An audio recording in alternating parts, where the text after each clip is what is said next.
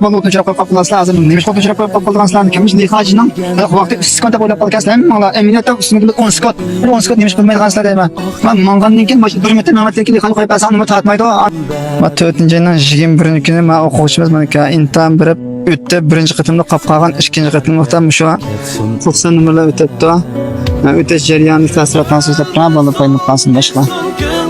O'tgan qitimda jiddiyleşip ketib, chirog'da o't o'chirib qo'yib qolgandim. Bu da ma'limning astoydil o'rgatishi bilan birinchi qitimda kursdim dalam o'tdim. Rahmat ma'lim japa chekdim.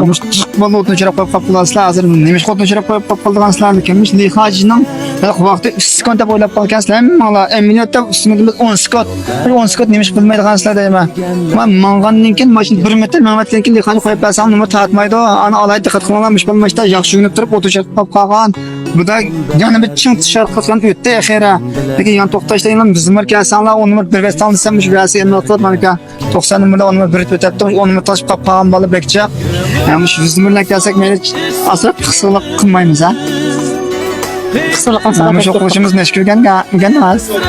O'tgan qitimda 8 kun o'rgangandim. Keyin qitimcha. Bu da 3 kun o'rgandim.